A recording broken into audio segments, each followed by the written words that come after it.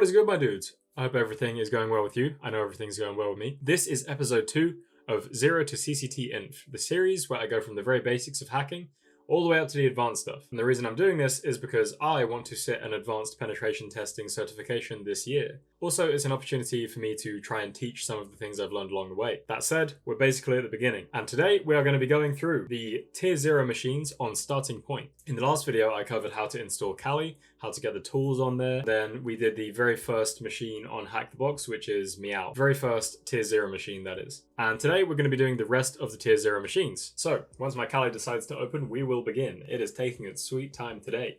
Bro, if you could see the battle I'm currently having. Okay, so, I got a new keyboard and I am absolutely not used to it yet. So as you can see, we are back on HackTheBox. Head over and click starting point. You can see that I've done most of the starting point machines. I haven't done all of them because when I first came here, I did not have premium, but now I do have premium. So we're going to do the premium ones as well. We've already done Meow in this series, so we're going to move on to Fawn. First thing we've got to do is connect to the VPN using OpenVPN, as it says here. So I need to actually download my VPN because I'm on a different computer today. So I'm going to hit download, then I'm going to open up my console. I'm going to CD to downloads. And I have here my starting point VPN, but we're going to type in OpenVPN starting point, click enter, and it will do its thing, connect to the VPN. Once you see that 120, you know you're connected. Once you've connected to the VPN, what I like to do is I like to make a folder just for the boxes, just in case I have to store some files or download something that's just for this box. So I'm going to make directory and I'm going to go .. I'm going to call it box. I've already got one, so I don't need to do that. I can just cd .. box. So far all we've done is connect to the VPN, make a file on our system called box, and that is where we're going to be doing our hacking from. So now we can hit spawn machine. We have an IP address, which means we are good to start hacking. But first and foremost, we have a couple of things that we don't actually need to do any scanning for. So first question, what does the 3-letter acronym FTP stand for? Now this is one of the first things you ever learn in cybersecurity. If you are just getting started with cybersecurity, this is probably one of the first things you're going to learn. FTP stands for File Transfer Protocol, and it is a way to transfer files from one machine to another. I have had to go back and research, but there are a few different kinds of file transfer protocol. So there's this one that we're seeing here on HackTheBox. That is just regular FTP, completely unencrypted. If you use it, people sniffing packets on your networks will see your username and password.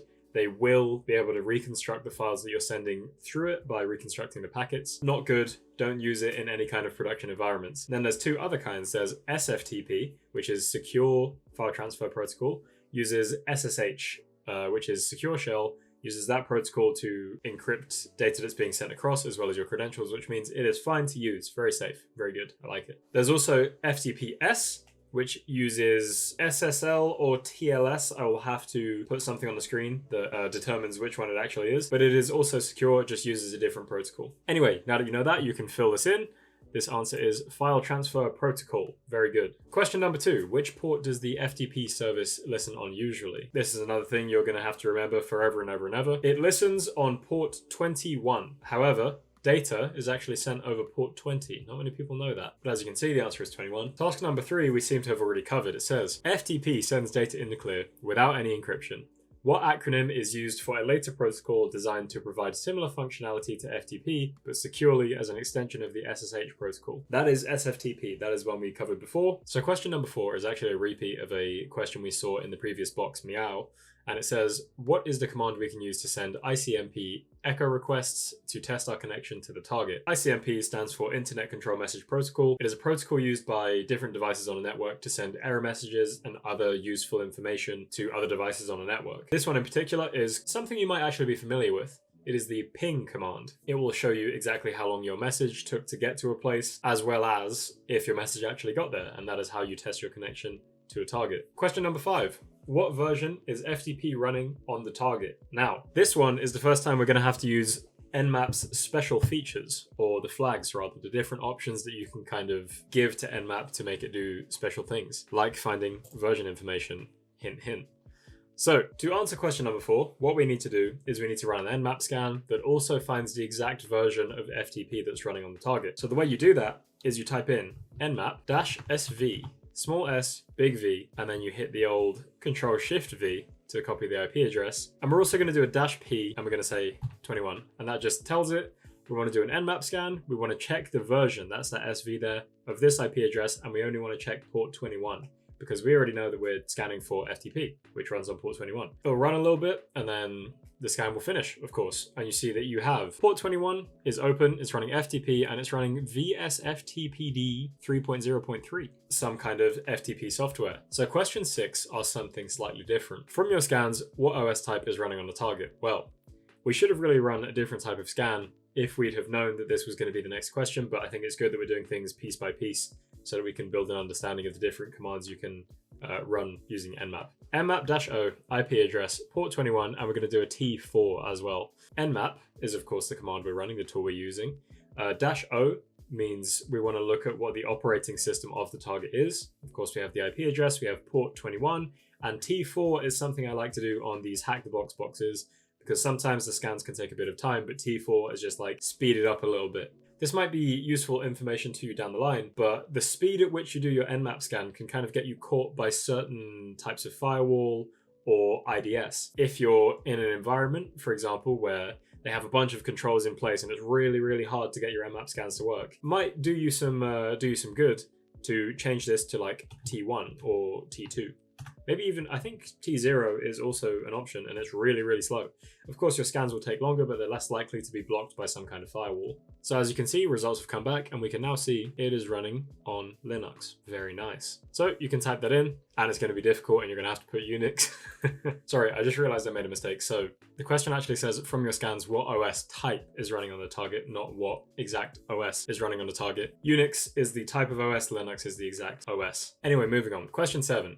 What is the command we need to run in order to display the FTP client help menu? Let me show you. FTP is the command that you use in order to connect to something over FTP. Very simple, very easy to remember. I just got absolutely pranked by Kali. So usually on Kali, you type FTP-H and that gives you the help menu. But no. This time you have to type FTP-question mark. Who designed this thing? What you gotta know is basically everywhere else with command line tools, it is -H to see the help menu. But this time around, it is actually -question mark, and that will display the help menu. So there you go.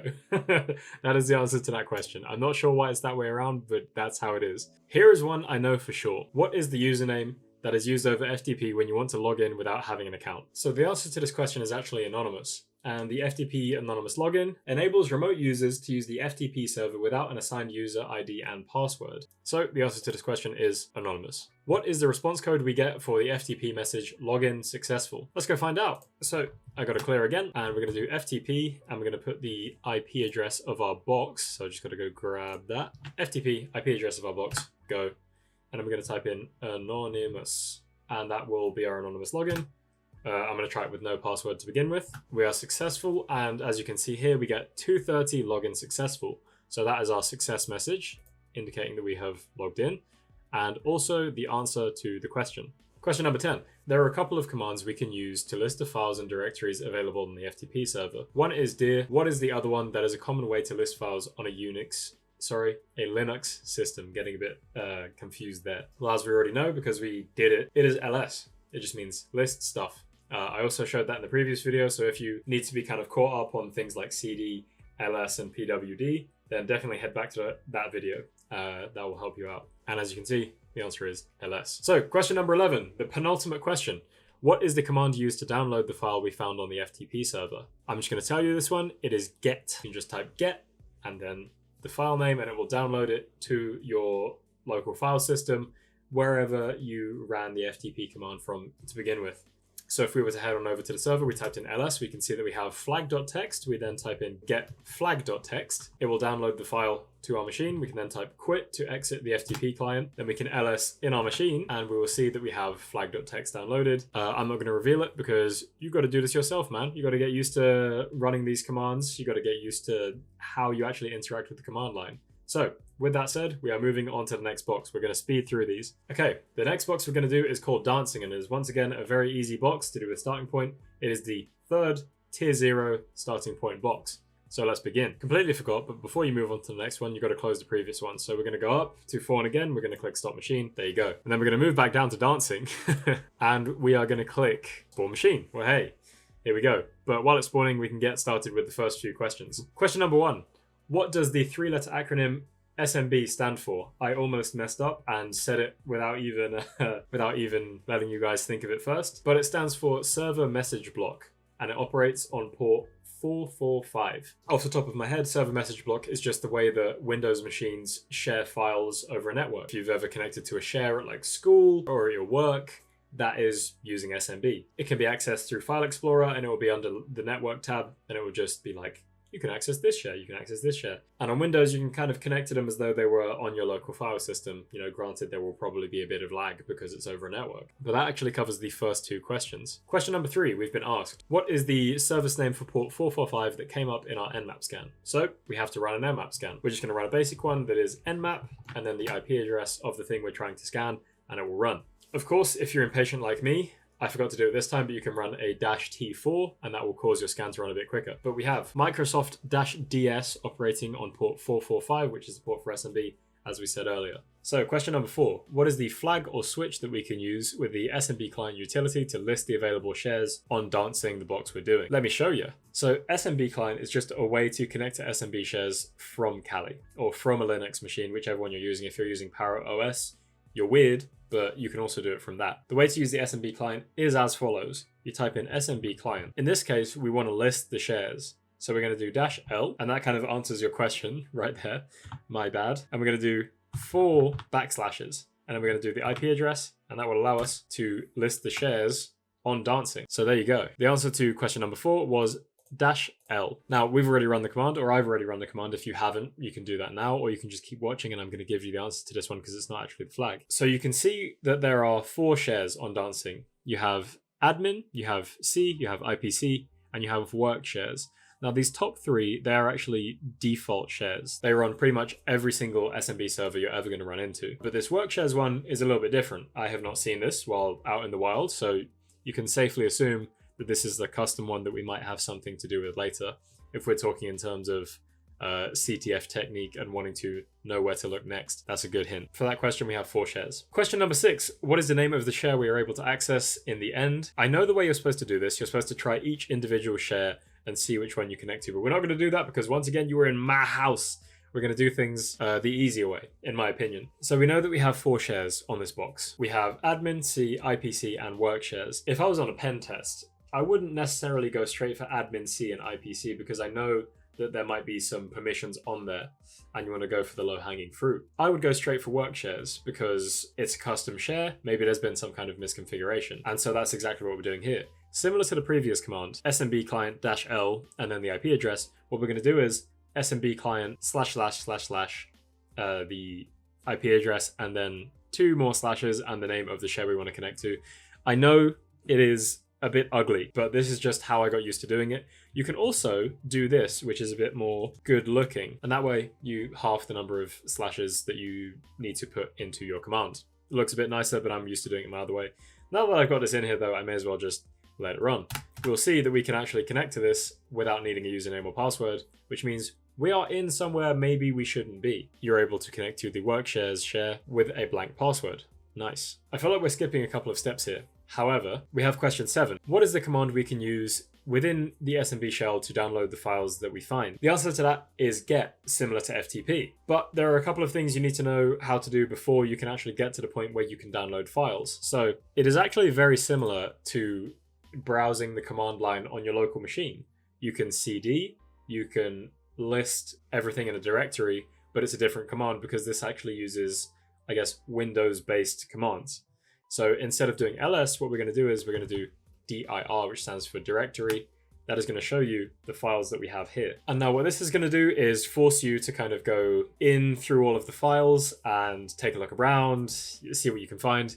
And you're supposed to be able to find the root flag from here, but we're going to cheat because we're making things easier. So we're going to turn recurse on and we're going to turn prompt off. And that is going to make it so when you do a command, it happens recursively. So throughout every single subfolder.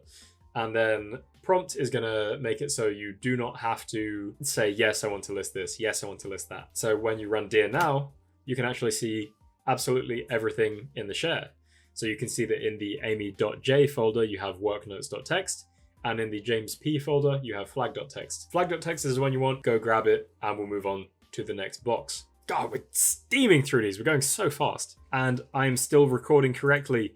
Let's go. Let's go. Okay, so you should be able to get the root flag and move on. Right, here we go. Next box. Come on. Close the last box. Go to the next one, which is Redeemer. Here we go. I remember when I was first starting out, I found that box really, really difficult, but hopefully you found that a bit easier. It's really not very complicated at all. Just simple usage of the command line. Of course, when you're first starting out, that can be quite daunting, but it comes with practice. Okay, so I had to record this again because the HackTheBox VPN decided to stop working midway between me doing dancing and me starting Redeemer. So, once you have finished dancing, you can start Redeemer. Also, I hope you like my blanket. It's very cold in my house right now, so I thought I would get nice and cozy while I do some late night hacking. This is quite nice, actually. Look at this situation. I am so comfy right now. Newfound appreciation for HackTheBox and pen testing in general. Like, this is lovely. This is lovely. We should do this every evening. Anyway, so I just had a few network issues, so I'm going to start from the top, record this one last time. Dancing. Once you have finished with dancing, close dancing down, open up Redeemer if you are still connected to the VPN. Now, if you are connected to the VPN, you should be able to do this, and it should give you some replies. So you can ping the box, should reply. Looking at question 1, it says, which TCP port is open on the machine? Now, your first reaction is probably to do something like this, where you go nmap and then, the IP address. If you do that, you wouldn't be wrong in doing that because that is what you should do if you want to see which ports are open on a machine. However, by running nmap with no flags, what you get is all 1000 scan ports are in ignored states. The reason that that's the case is because when nmap runs with its default settings, so you just do nmap and then the IP address, it scans the top 1000 most common ports. In this case, the open port is not in that top 1000, so it thinks that there's no ports open.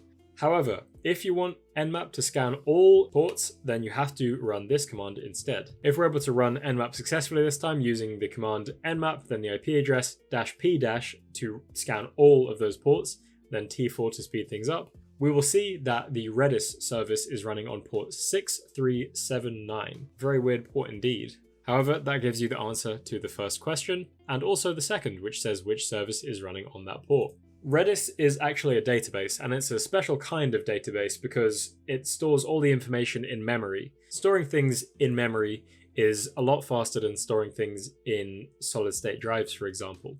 And so that answers question 3 as well. Question number 4 is, which command line utility is used to interact with the Redis server? Enter the program name you would enter into the terminal without any arguments. Now, I know this already, but of course you could just Google the question. The answer is Redis CLI, and it stands for Redis Command Line Interface. Question number 5. Which flag is used with the Redis command line utility to specify the host name?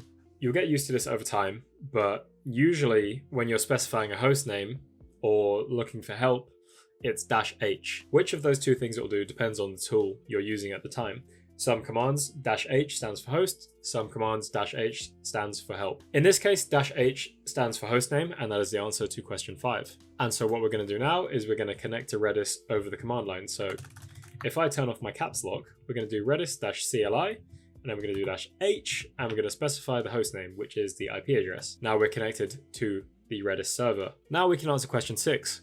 Once connected to a Redis server, which command is used to obtain the information and statistics about the Redis server? Once again, I already know this, but again, you could just Google it. The answer to this question is info, and that will get you all of the information about the Redis server. So if you type in info and then hit enter, you will get all of the information about the Redis server in all its verbose glory. So now that allows us to answer the next question as well, question 7. What is the version of the Redis server being used on the target machine? So we can look through this and we can see that the Redis version is 5.0.7. Free dopamine hit right there. Very nice. Delicious. Which command is used to select the desired database in Redis? I've got a bit of experience with MySQL, so I would hazard a guess as to what this could be, and looking at the amount of letters it could possibly be, I think I'm correct, but I'm going to go ahead and guess select. And so the answer for that question is actually select. The thing is, how are we going to select a database if we don't actually know what databases there are? And this is where we have reached a hole in my knowledge, and this is what this series is for. It's so I can fill in the gaps as I'm going for this senior pen testing cert, because I got the beginner/intermediate one, and that wasn't too bad, but this next one is going to be difficult, and I want to be as on point as possible. With that said, I'm going to have to do some Googling because I don't actually know how to list all of the databases in a Redis server like I do in a MySQL server. So how to list Redis databases. How to list all Redis databases. There is no command to do it. That's a bit worrying. You can use the following command to list databases for which some keys are defined. Okay, so let's have a look at that info command again. And we will look for something called key spaces, see if that is anywhere. Server, we have a bunch of different things. We have clients, connect to clients one, memory, use memory.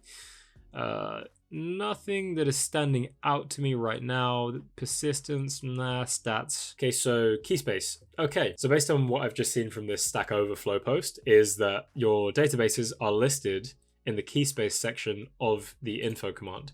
So we've run that info command, we've gone all the way to the bottom, this is at the very bottom. You can see that you have DB0. So now we can actually select DB0. Question number 9, how many keys are present inside the database with index 0? You can see that key space is right here, and we can see we have DB0 with 4 keys inside of that key space. That gives us our answer, 4. Now, this is another command I'm gonna have to Google.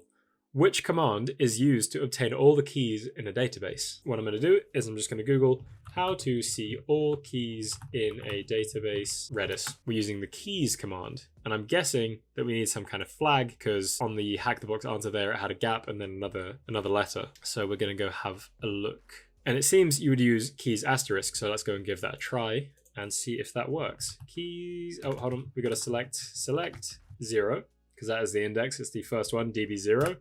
So we've selected it, and now we're going to do keys asterisk. And we have all of them. There you go. We have every single key. And that means that our command is correct, and therefore, that is the answer. Proud of that one. Had to do a bit of Googling there. That is just how it is in cybersecurity. You're not going to know how to do every single command from your head. Sometimes you will have to Google stuff. But now, you know this. And so for the next time, you have it stored in your memory, and you can figure that out. So now we have to submit the root flag. Now I saw that one of these was called flag. How to see the value of a key Redis. Get returns the key in string type. So maybe we do get1 or get flag. Okay. Well, there's the flag. You do get flag. Of course, I just figured it out by doing some Googling, but you type get and then the name of the key that you want to get, and you'll be able to see the key. And I'm going to cover that up because you got to do it yourself, man. This is how we learn. But then you can put that in there and move on. Now, this time I'm actually going to remember that I have to close the box before I open the next one. So I'm going to close the box and we're going to go down to explosion. Sorry, just a message from me in the future with my cozy blanket. For people that don't know what a database is just a big store of a bunch of data. That's it. It's like, imagine Excel, for example. If you have, one column that's like, a bunch of people's names, and then the second column is a bunch of people's email addresses. You've basically just made a database. That's all a database is. Bunch of columns, rows, tables, whatever. That's all you need to know for now. Okay, moving on. Looking at the first question, we have, what does the 3-letter acronym RDP stand for? And I had to stop myself from saying it because at some point you're going to get so used to seeing that and thinking, that's what this is, that you're not even going to see the letters anymore. You're just going to see the full words. Like that one scene in The Matrix where he's like, I don't even see the code anymore. But RDP stands for Remote Desktop Protocol. Remote Desktop Protocol is Microsoft's way of connecting remotely to a computer and seeing the actual screen itself. And just so you know, the data is encrypted. So nice and safe. So answer to the first question, Remote Desktop Protocol. Question number 2, what is a 3-letter acronym that refers to the interaction with the host through a command line interface? I feel like this question is a bit vague, and I'm not sure how I'd actually answer it, but if I was to hazard a guess, I would say something we've already seen, which is CLI. Let's see if I'm correct. I was correct. So CLI stands literally for command line interface. Now, the next question is very on the nose because now you've just seen that and it gave you the hint of command line interface in the question. Question 3 is, what about graphical user face interactions? In the question for you, GUI.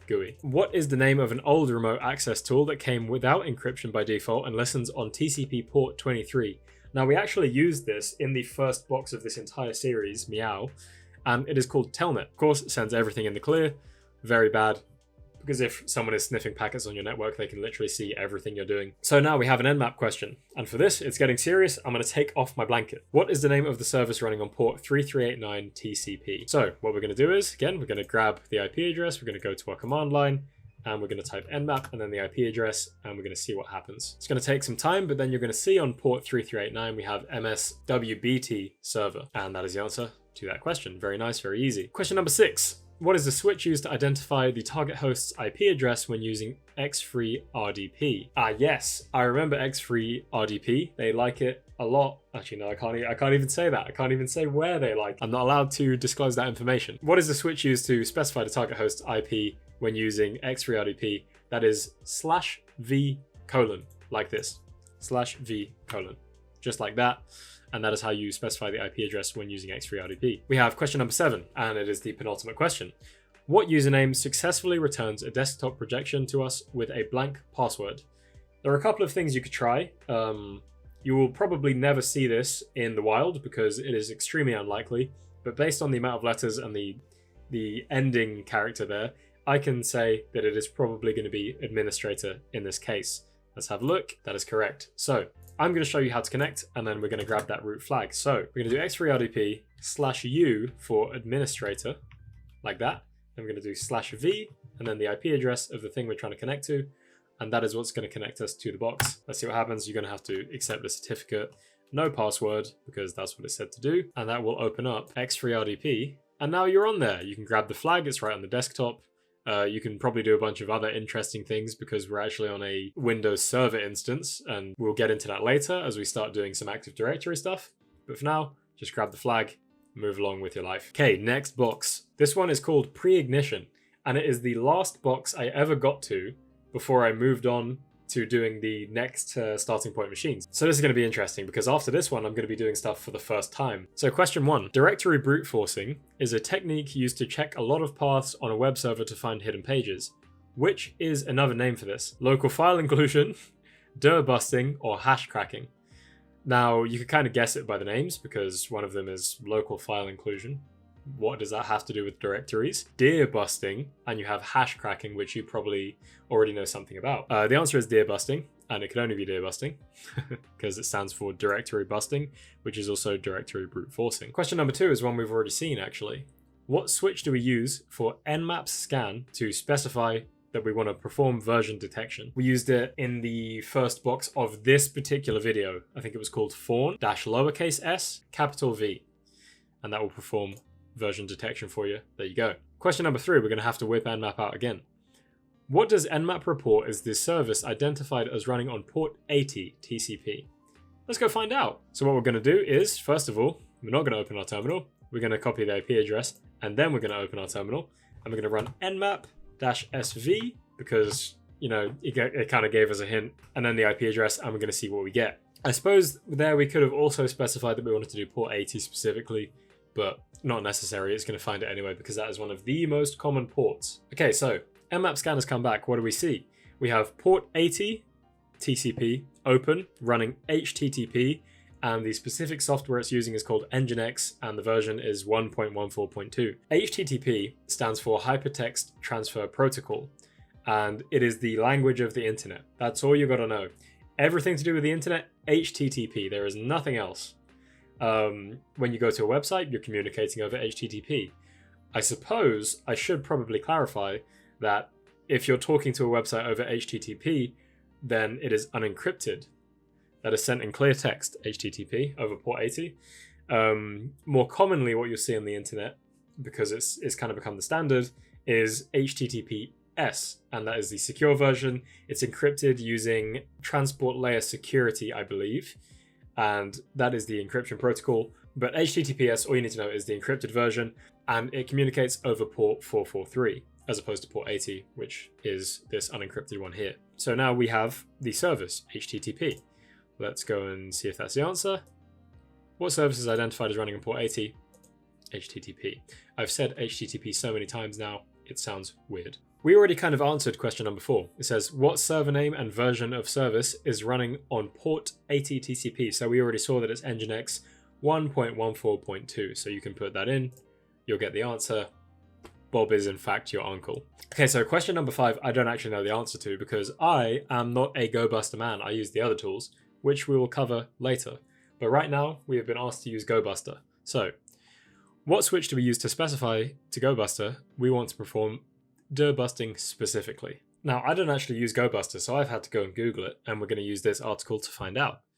So, They're telling you how to install GoBuster, not important to us. Go version, no. None of this is really important to us, but they do have the -H here, the -help. So you can see here that dir uses directory/file enumeration mode. So I'm guessing that is the answer, and I would be correct. When using GoBuster to dirbust, what switch do we add to make sure it finds PHP pages? I actually know this one. Way! So in order to explain this question, I first want to give a brief overview of how web servers work. So a web server is just a computer that is somewhere else, and it has some special software on it that allows it to put a web application on the internet so that everyone can see and interact with it. And it uses files to do that. So there's a certain kind of web server that runs on PHP. Nginx, for example, runs on PHP. And when you're searching for files on an Nginx server, each file is going to be called something like index.php, server.php, dashboard.php. You've probably seen it before with a file being called something.html, and that is just hypertext markup language, which is like the most basic kind of web page you could possibly have. But once again, that is just another file on another server that has an extension specifically for web applications. And so when you're using GoBuster to dirbust, and you know that the server is running PHP, you want to find files that have the extension .php. You can use the extension flag for GoBuster, that is -x, and then PHP to find PHP files specifically. So we are going to run ourselves a GoBuster. Now, I already had one before, so I don't have to type any of this in, and I'm pretty sure I still have the IP address copied, so I can just run that like that. I need a word list, so I think that's -w, like needs an argument in W, so you have to specify a word list, and a word list is just a long list of different things to search for. So if you had a word list of usernames, for example, it would be like Jamie, Ben, Frank, James, a bunch of just different names for you to search. But in this case, it's going to be some commonly seen web application files like index.php, dashboard.php, and so on. So we're going to go user share word lists, and then here's where I kind of wing it because there are a lot of word lists you could potentially use here. So I'm going to hit tab twice and I'm going to start having a look through. I think I'm going to go for dirbuster because I like dirbuster. And then I'm going to have a look through these, and I'm just going to go directory list medium.txt. And I'm going to see if it's anything in here. Made a little mistake on the command there, but I think that is it. There you go. So your command is going to be GoBuster dir -x php -u, the IP address of the blocks, and then -w, and then you have to specify a word list that you want to use. And commonly word lists are in user, share, word lists, and then you can kind of wing it from there. I chose to go with the dirbuster one, and I went with that specific one. Just a complete guess, you know, that wasn't anything that I knew. I was just like, let me just have a random word list and I'm sure I'll find something interesting. But of course, you can see that we've already found admin.php, which I'm guessing is going to be the answer to this one because that is an interesting page to find, let's be honest. What is the HTTP status code reported by GoBuster for the discovered page? You can go see that. It says it has a 200 status code, and 200 means okay. So in HTTP, there are different status codes and they mean different things. 200 is when things are good. 300 is often when there's like a redirection or, you know, something else is going to happen. 400 is when you've made a mistake. 500 is when the server has made a mistake. And there are different kind of ones. So there's like a 404, 403, and so on. But I won't go into all of those now. That is all you need to know. And based on the amount of questions that are left, if you go to that page, I'm guessing you will get the root flag. So we're going to close this one down and we're going to move on. We just got to rush through these, man. My mum's coming home from work and I can't keep yelling. Okay, so I've actually recorded this part of the video twice, but I'm going to do it one more time just because for some reason Windows decided that it was going to enable audio enhancements on my nice microphone that I bought from Amazon. So the whole thing came out sounding like we were on a Teams call, and I just don't want that to be how the video is. So I'm going to record this one more time. You may have noticed it is now light outside, and that is because it is the next morning. I've been running into a lot of problems with this, but I'm not making excuses. I will explain as I go.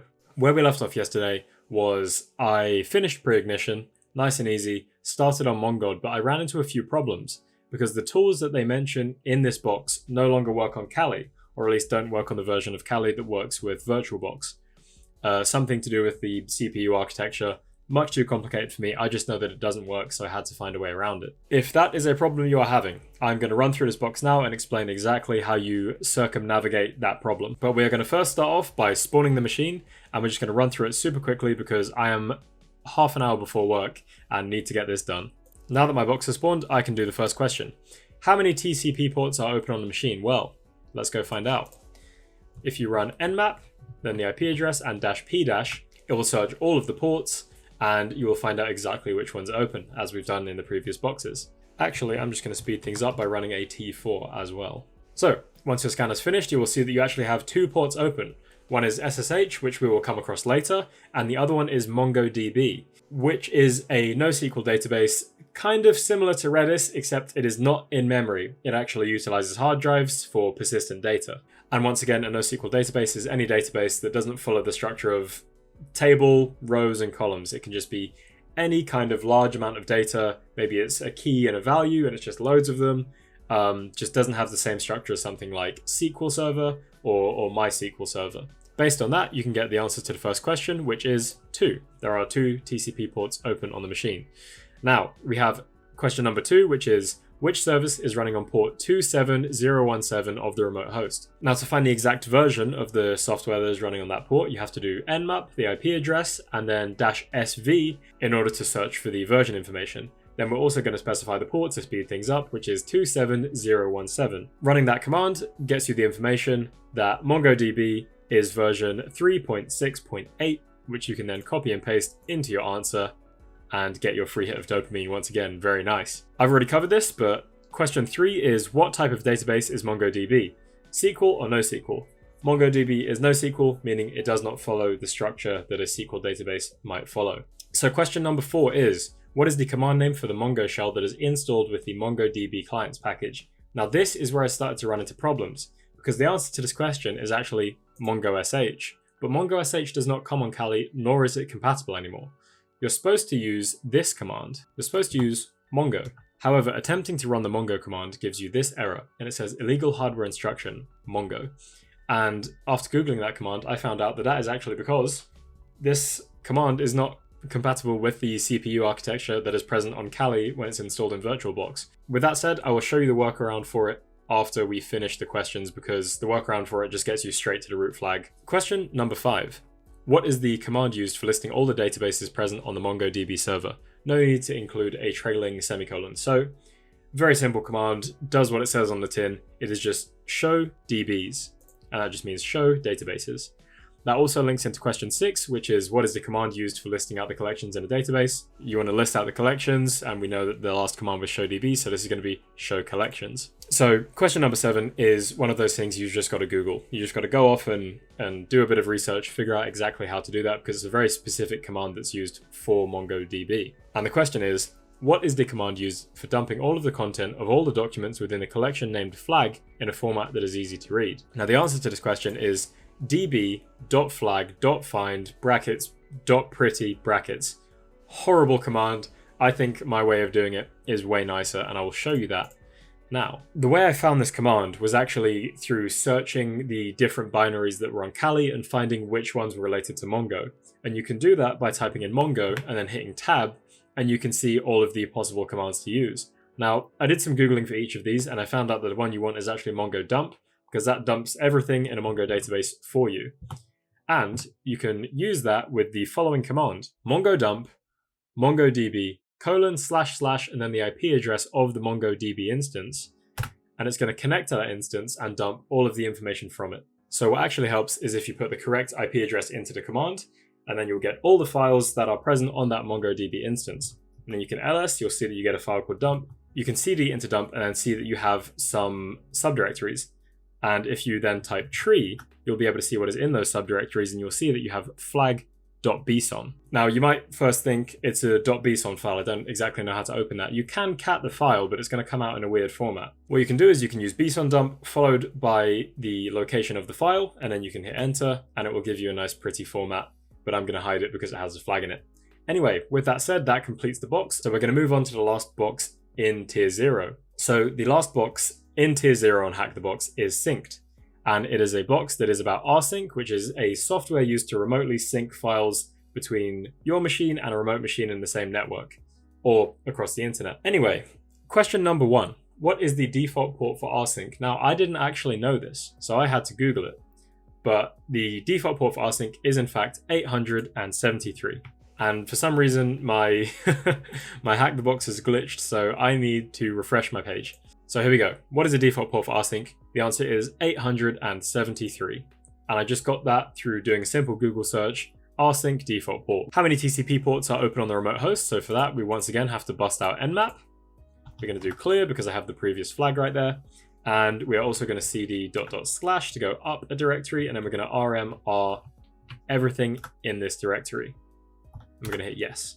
So now we have an empty folder to work with. How many TCP ports are open on the remote host? So we're going to do an nmap scan of the IP address. And with this box, I got lucky the first time around and I realized you don't actually have to do -p-, and this is the correct answer. There is just one port that is open, 873, and that is the rsync default port. So for this one, question number 3, what is the protocol version used by rsync on the remote machine? For this, you can use the nmap-sv flag again to find the exact version, just for port 873, so it's a bit faster. You will find that protocol version 31 is in use. So you put that in, you get the correct answer, which is 31. Question number 4 asks, what is the most common command name on Linux to interact with rsync? Now this is a nice easy one. I actually had to Google this, but it turns out the answer is rsync. Now, if you... now, most people probably got that, but I, for some reason, didn't. So it just goes to show sometimes, you can have off moments in cybersecurity and you need to Google the very basics. Next question. Question number 5. What credentials do you have to pass to rsync in order to use anonymous authentication?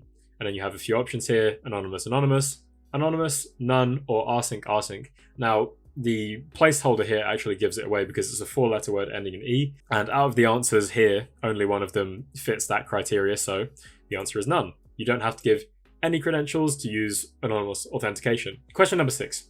What is the option to only list shares and files on rsync? This also took me a bit of research. I didn't Google it this time because I was feeling a bit lucky and I wanted to show you exactly how to use the rsync command. Now I'm going to make this a bit bigger, just so you can see. I'm going to clear my terminal again. And we're going to run rsync-h because it brings up the help menu. A really long list of things that I'm just not going to read through. So that gives me a chance to teach you some bash foo. What we're going to do is we're going to use the pipe operator. That is the pipe, that character right there. It's just a straight line upwards.